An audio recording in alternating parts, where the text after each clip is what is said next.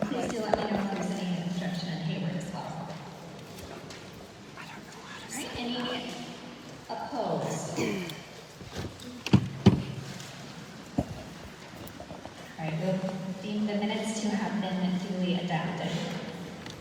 Next, I'd like to introduce you to the Board of Directors of Jump River Electric Cooperative. When I say your name, if you'd like to wave or stand to be recognized. First, we have from District 1, Jane Wright, Sheldon. From District 2, Christine Beatles, also Sheldon. District 3, Joe Lawrence, Sheldon. District 4, Jay Waltz, Ladysmith.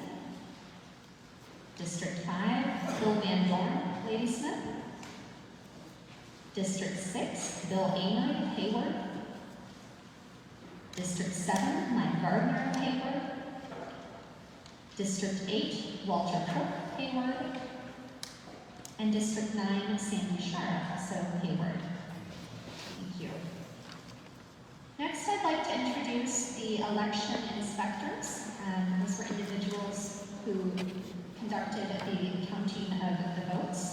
Here in Ladysmith, we have Doug Dykus, Daryl Doty, Jerry Geisler, and Jean Ludvigson, and they're all over there at that table off to the side.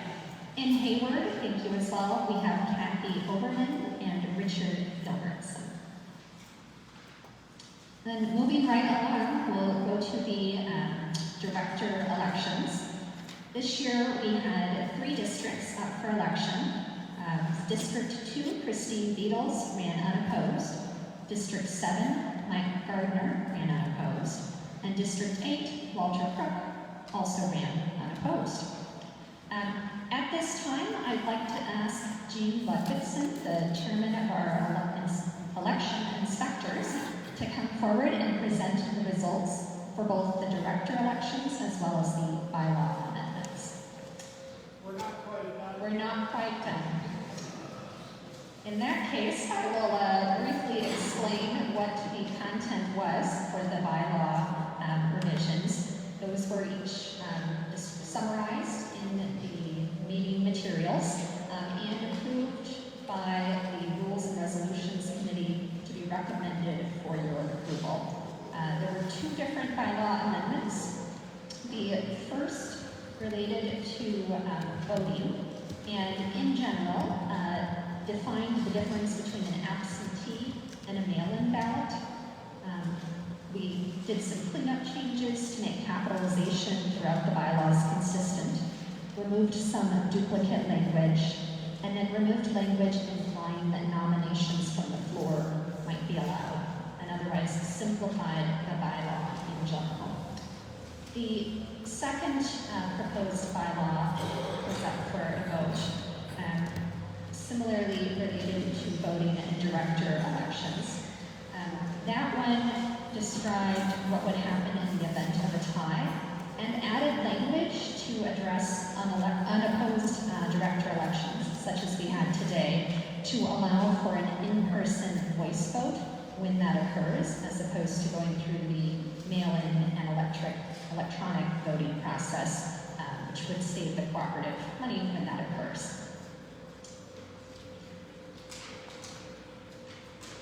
It looks like we are still finalizing the votes, so I think I will turn it back to our chairman for the chairman's report, and we'll come back to those results when they are ready.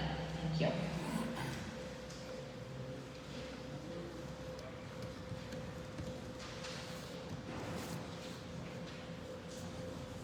As soon as we get results on the election, they'll bring it up here and we will announce the results as soon as we can. So that we want them to count accurately. What have we been doing in the past year besides supplying affordable and dependable electricity? Being a co-op, we are also owned by you members. And so we try to be a member of the community by doing things within the community. Some of the things that we have done recently is capital credits.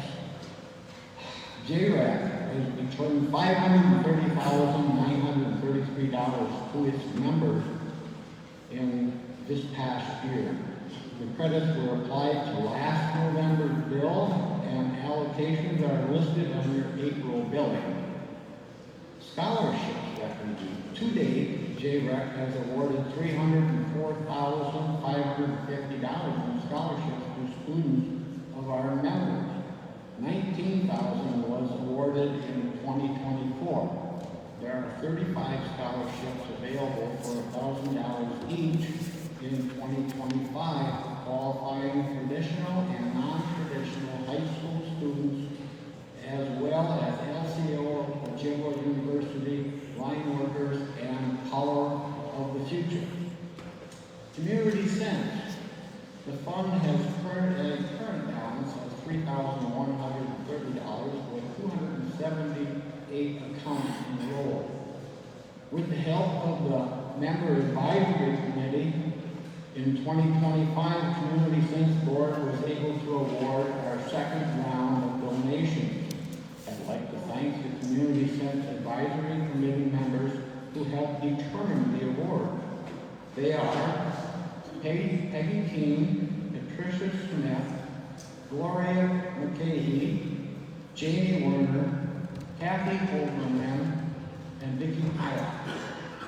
Thank you for your assistance. If you're out here, I will just say thank you. The board ultimately legally has to make the decision, but it is really nice to have direction from within the membership.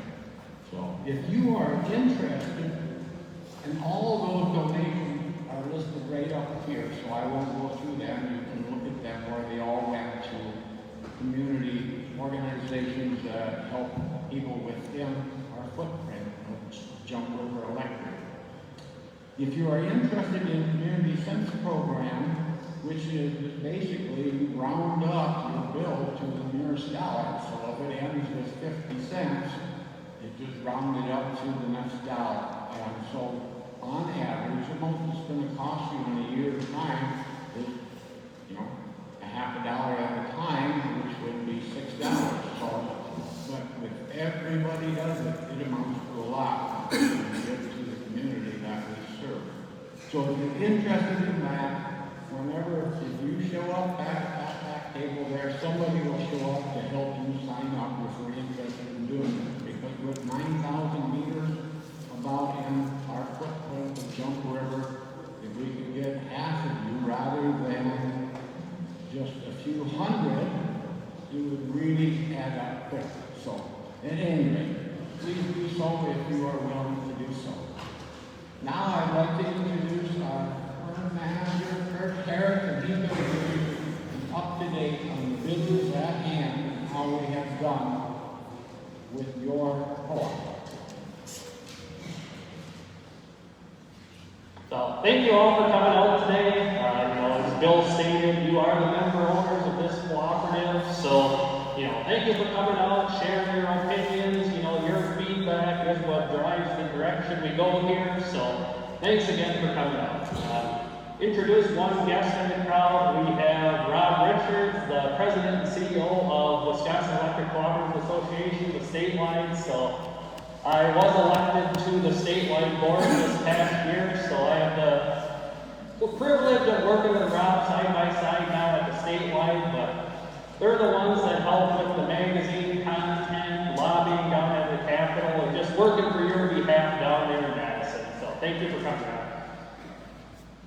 So first off, thank you to the board of directors. So it's been another very successful year. They've given me the tools I need to make this cooperative move forward. They budget for me to give us the resources we need to hit some of our strategic objectives. So thank you. And thanks to the employees. Most of them are here in attendance today, so I put a lot of work into the setup, just day to day, but they really made things go smooth here over the last couple of years. So thank you to all the employees. First off, we just wrapped up our audit for the 2024 financials. So you can see on the screen the information provided in the April issue of the Wisconsin Electric Cooperative News reflect fairly the financial statements the auditors found. So, there's no further questions on that. The audit was another successful financial year, and the board will be approving the final report next Tuesday at the board meeting. How your dollar is spent. So, when we're talking about the finances here at the cooperative, this just really shows a good breakdown. So, for every dollar you as the member owners of this cooperative send to us on your electric bill, over 51 cents of that goes right down to Dairyland Power, who is our wholesale power provider. So that leaves us very little control over the expenses we do have here. So being good stewards of your money, I'll get to some slides of what we've done to make your dollar go further here for improvements at the cooperative. But yeah, 50% of that goes right down to Dairyland Power for the wholesale power costs. Kilowatt hours sold. So, but just kind of puts a good perspective on, we are truly in a weather-driven business here. We keep adding services, keep adding load, but 2024, we've sold 93 million kilowatt hours, which you paid for, but that is our lowest sales in over 7 years. So just purely weather-driven, it was a very mild year in 2024, but just kind of some of the obstacles we face here as a rural electric cooperative. Kilowatt hour sales by class. So this kind of shows you the unique structure of Jumper Electric. That green bar there, that's 25% of all of our kilowatt sales are by seasonal members. That is the highest percentage of kilowatt hour sales for any cooperative in the nation for seasonal use. So just kind of shows the uniqueness here at Jumper Electric and some of the hurdles we have to overcome. Plant and service. So, where does that extra 50% of your dollar go? A lot of it goes back into the electric plant here to make improvements on the system. So, in 2024, we reached over $60 million in the plant we have in service. So, that's the poles, wire, everything we have as a cooperative, that's everything we own. Number of employees. So, talked about what we've done here. The board has made it loud and clear to me to make sure we're operating as efficient as possible, keep rates as reasonable as we can possibly keep them. So, one thing we've done here through some retirements and just natural changes, we went from 27 employees in 2022 down to 24 employees currently. So we were able to do that just through some more efficient practices, just kind of how we operate. But I mean that's pure rate savings to you as members by reducing that expense. So kudos to all the staff currently for taking on some extra tasks and making us get down there. Equity. One of our strategic goals is ensuring that the cooperative is financially sound, stable, and sustainable for years to come for future members. So equity, that reflects the numbers. So we're up to 37.98%. That would be the amount of the cooperative that you, the members, own versus the rest is financed through long-term debt. So trying to stabilize our equity position so we have less debt expense, long-term debt. So building that financial strength will make sure we're can adjust to financial situations as they occur and just be prepared for anything the future brings. But we're moving in the right direction on that financial equity number. What we did in 2024. So it was a busy year for the operations crew. They put in 121 new services. They built some overhead, but with the amount of underground we're installing to improve reliability, overhead actually went down 6.57 miles. Miles of underground light installed is 16 miles this last year. Poles changed or replaced. They replaced 445 poles and changed 53 services to increase capacity. Number of services. So last year we did see substantial growth. We're up to over 10,000 services here now as a cooperative. Another challenge we face, we talk a lot about this, the fixed cost is higher than, an IOU, for example, but here's the challenge we face. An investor-owned utility probably has 40 to 50 customers, as they would refer to them as, per mile. Jump River Electric, we're at 5.46 members per mile. So you just don't have the same income per mile when you have that few of members on our lines. But challenge we face, that's part of living in the Northwoods, we appreciate that number, so we don't have people door to door, but that is a challenge we face. And then outages. So coming from the operations side, I'm a firm believer members are happier when their lights are on. So this is something that's near and dear to me that we need to focus on, make improvements on. Again, a lot of this is weather driven, but just want to provide some context of what this means. So I guess you all probably remember December 22, we got hit with the major snowstorm. So the 2022 numbers were not good numbers. You were out of power for a long time, many days. But looking forward, last year we had a great year as far as outages, but then in 2024 we kind of went back the other direction. But as you can see on the graph there, the yellow bar there, that's our power supplier. So just provides some explanation of that up in Sawyer County, we had actually 2 car reverse transmission poles that knocked out both substations in our Hayward area for power. So that's why that number is so high, Hard to control what happens on somebody else's system, but that's just reality, that things do happen outside of Jump River's hands. And then Jump River, we were at over 246 minutes per consumer for outage numbers. That's what I'm focusing on with the board, with staff. How do we reduce that number? I'll get to a few things we're doing, but I'm not proud of that number, but it is reality, and we're going to work to get reliability better for all of you. So a few things we're doing to help with that, with what the board has allowed for resources, for the budget, for vegetation management. We've been able to get on a 6-year vegetation management cycle now. So every 6 years we start at the substation on a circuit and do the entire line all the way out. So that'll be on a 6-year rotation.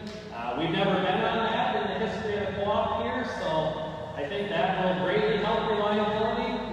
It can't solve everyone, but that'll be a good start. We are on year 2 of a 4-year, $9 million construction work plan. So a lot of the work plan is taking overhead and burying it underground. That's, it costs a lot of money to do so, but you're strategic about it. We're using a lot of outage data to see some bad areas that have numerous outages and focusing on those to get the outage numbers down for all of you. Then kind of a highlight, we've been working for the last year and a half through Wisconsin PSC Office of Energy Innovation on some of the infrastructure grants.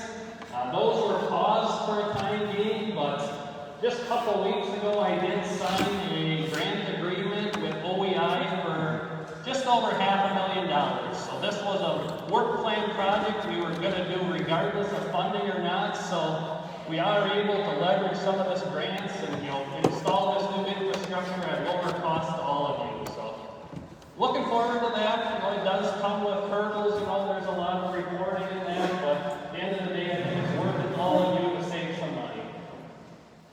And then sectionalizing studies and additional equipment. So what I mean by that is, there's areas in our system where a tree or squirrel gets on the line, knock out 100 members. So we're really taking a deep dive, and there's ways to break it down into smaller areas. So, hang a fuse or something, so we only have 5 members out of power for something like that versus 100. That's what we're working to do, just to try to lower those outage numbers.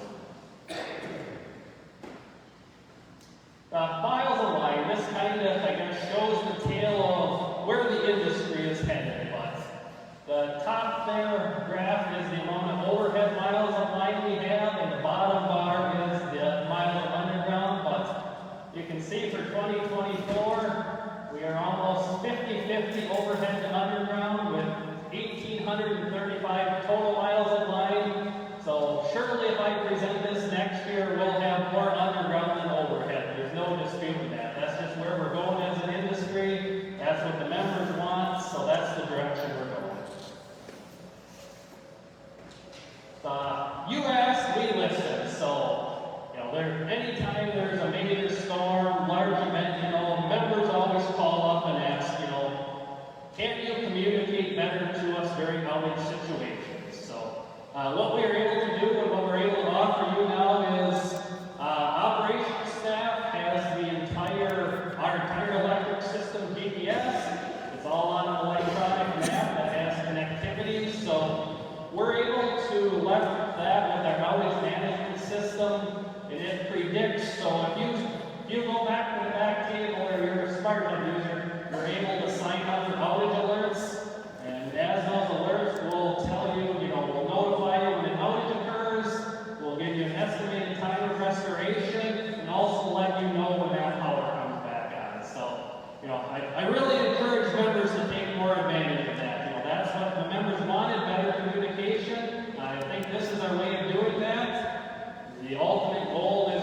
hopefully it creates a better experience for the members. They know that we're aware of the outage, the crew's on the way, and also kind of gives you a prediction of when we expect it to be back on. So, greatly encourage all of you to sign up for that. Hannibal Solar, I talked about this last year. We were able to work with One Energy Renewables, it's called, but we're entered into a purchase power agreement with One Energy Renewables for 30 years, but this will be a 2.5 megawatt solar array going directly east of our Hannibal substation down on Highway 73. We just met with them this week actually, and they're planning to break ground on that May 5th and have it interconnected by August. So, expected to generate approximately 5 million kilowatt hours annually. That's enough to power 630 homes. And why we're doing it is it provides operational and financial benefits. So, to summarize it, we're going to purchase power from 30 years from this array for a lower cost than we're able to purchase from Maryland Power, our power supplier. So, pure economics, pure cost savings, and it's just a good project. Some other updates. I wrote in the magazine a few months ago, Darien Power was working on a solar plus battery storage thing up in Sawyer County. That ran into some opposition, so unfortunately that project will not be moving forward. That was going to be a Darien-owned solar battery kind of a trial facility that was going to help us with some loading issues on 4th of July up in Sawyer County. So unfortunately that will not be moving forward. Then for all of you in Taylor County, Charter Spectrum, we were just very hopeful last year. We were changing a bunch of poles for them to attach to our poles. They were planning to have fiber all of Taylor County. They had to change the plans, so they are only attaching to a very small percentage of our poles in Taylor County. So, I guess with that being said, the state of Wisconsin does have roughly $2 billion out there for a new broadband funding called BEAD. So, well, stay tuned on that. So I do think fiber internet is coming your way. Just we don't know who the provider will be or when it'll be. But there is a lot of funding available to the state for that. So hopefully we can get our members, set up with a provider that'll get you the high-speed internet you're looking for. One of the cooperative principles, concern for community. We do it day in, day out here in the cooperative. A lot of us coach sports at the local school. We're up and about with church events, but just kind of wanted to highlight some things we do as a cooperative. We're able to, we kind of changed a few years ago, to use more of our Federated Youth Foundation dollars. So those are unclaimed capital credits, so they can be used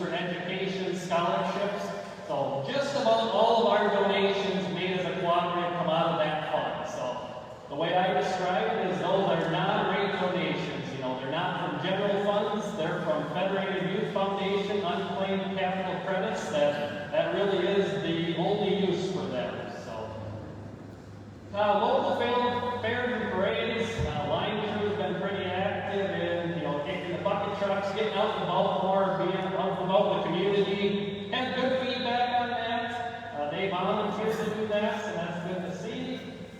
We hosted our first Red Cross blood drive here at the cooperative last fall. We're looking to do another one this year. Trick-or-treat events, roadside cleanup, career fairs.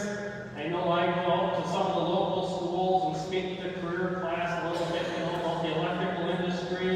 It's not just line workers, there's a whole slew of opportunities getting into this field. So, and then, as Bill stated, the Community Sense program, very positive feedback on that from the recipients this year, but just encourage you as members, we want to support the community more with some small amount of change. Please sign up for that Community Sense program.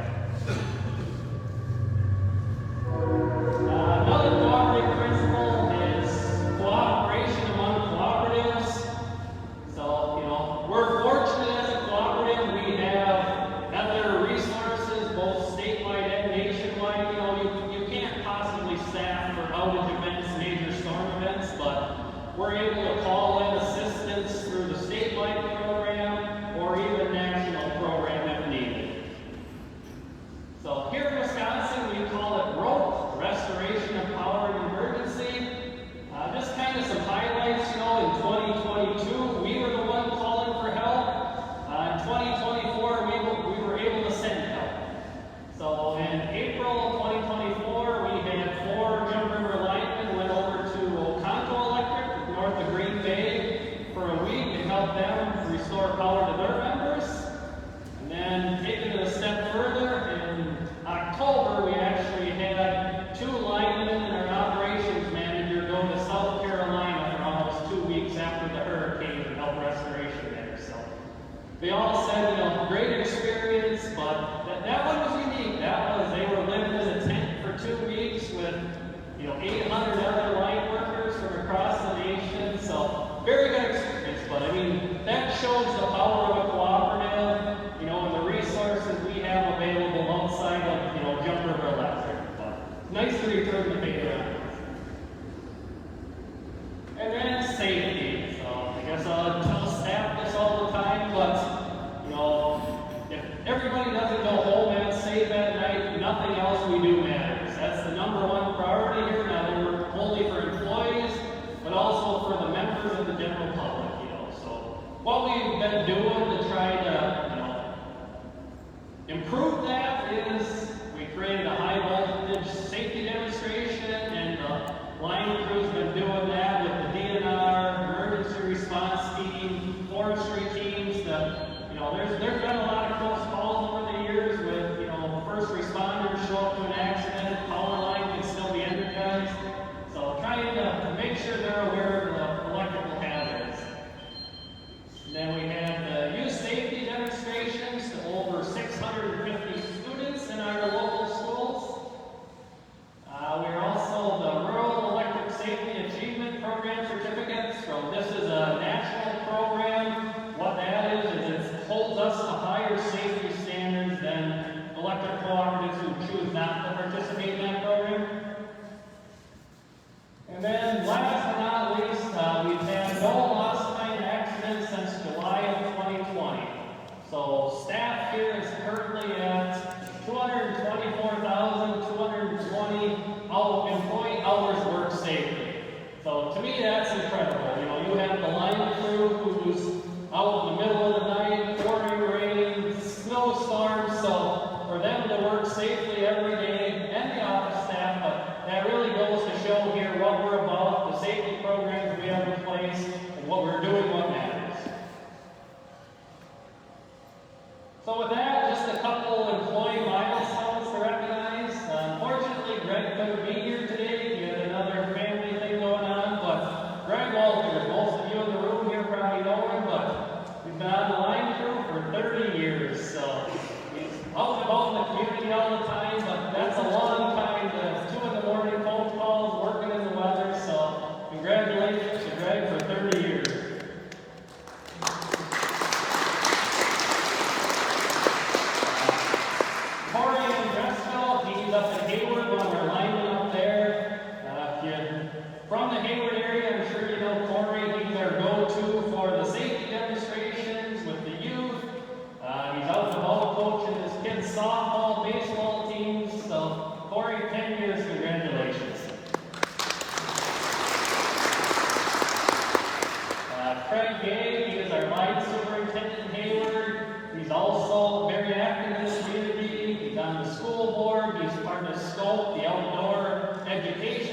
program they have there. So any members in Sawyer County, if you're looking for new services or have concerns, Craig's most likely the one you spoke to, but 10 years for Craig.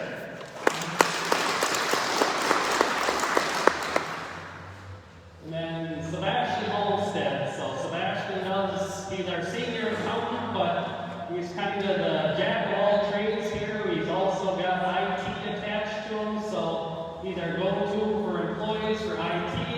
He's the board's go-to for IT, but congratulations to Sebastian for 10 years.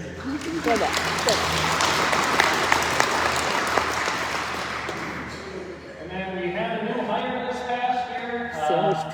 You know, they always say surround yourself with good people, your life gets easier, and I think Virginia pretty much sums that up. So she's a true asset to the cooperative. I mean, she'll be a true asset to you as members for years to come. She has been just top notch. So thank you.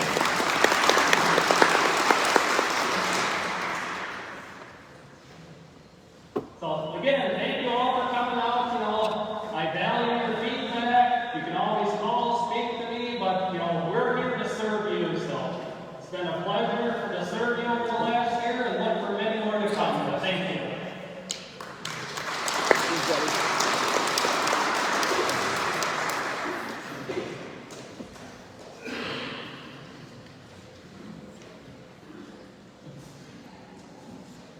I'm assuming Gene got results to our election. Well, they tried to rush us earlier, but we take our time to make sure it's right. We have 3 directors up for election this year, but all 3 were unopposed. So for District 2, you had Christine Beatles. For District 7, Mike Gardner. And for District 8, you had Walter Truck. And all 3 of them won by large margins because they were opposed. So they will be your directors for the next 3 years. And for as far as the bylaws, the Amendment 1 was 4, and Amendment 2 was also 4. And they passed by large margins too, so they will be adopted into the bylaws. So. Okay, thank you.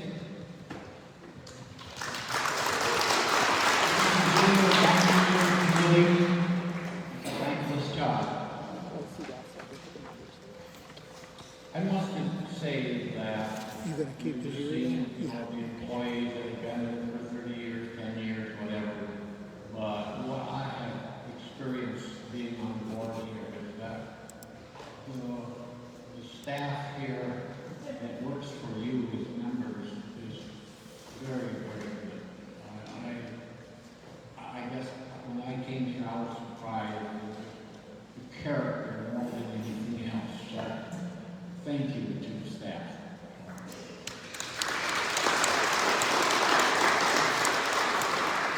Now is the time in the program, if you have any questions, if any have been submitted, but if you have any questions, raise your hand, Mike will come to you, and if you have concerns or questions, we will attempt to answer them here or get you in touch with the appropriate personnel.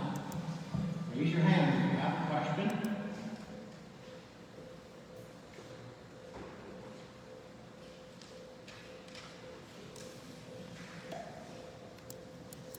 So it appears there's no questions. I guess it's a good thing, you know, so hopefully we're explaining things. If you do have a question, you know, you can find staff that can answer or your representative, and we work for all of you. So, you know, if you're not in my district, you still can call me and ask me, and if I can't answer a question about your co-op, I can lead you to the right person to answer a question or a concern. So just keep that in mind, because you may leave here and come up with a question, oh man, I should have asked that. And I know how that is. So but like I say, you can get in contact with here or your representative or any of us nine. So, okay, now we know that according to the minutes there was no unfinished business last year. so we can move on to any new business, if there's no new business on the agenda. Is there a chance there? Okay, now we come to the fun part. And I'm glad to see you all stuck around because now we're going for the prize drawing. I'm going to let your manager for Harris take over. So I wish you all luck.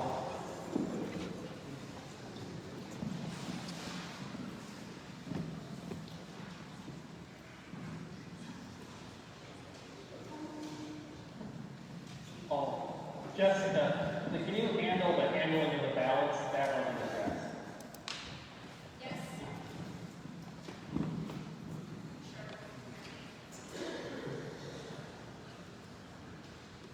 So consistent with past practice, what we'll do is retain the ballots for 30 days. That's both the electronic and the paper ballots you've submitted, and then destroy them unless the members direct otherwise. So I guess at this time I ask if there's any objection to following our past practice with the ballots. All right, hearing none, we will proceed that way and we'll retain them for 30 days. Thank you. The moment everybody's been waiting for. So we'll start with the $500 grand prize drawing. So everybody that's registered is included in the prize drawing here. So spin it away.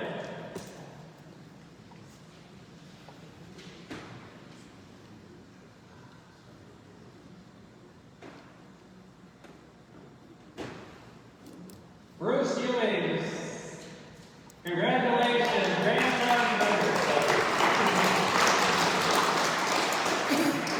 Now we will have 5 $100 energy credits available here. So.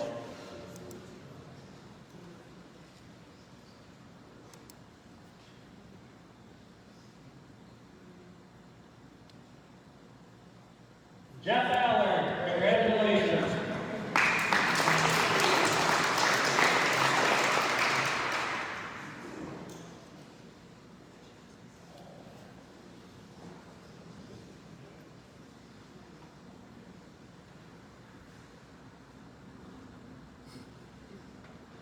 Ray Pena, congratulations.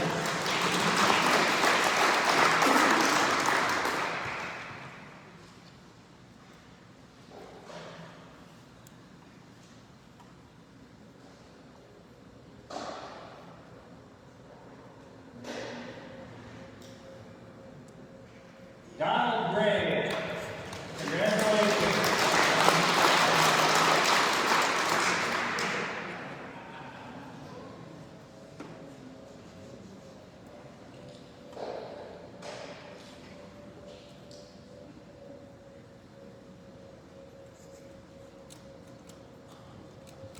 He's not eligible. Nope. Did I forget one? Sorry, Mike. Sorry. I missed one, sorry.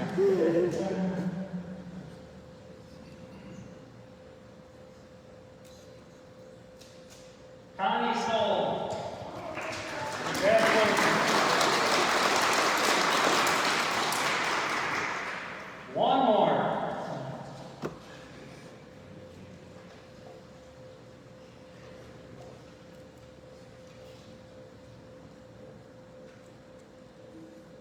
Anthony Arts. I saw Tony earlier, so congratulations. Thank you again for coming out. You know, I'm happy to stick around and answer questions, but thank you for coming.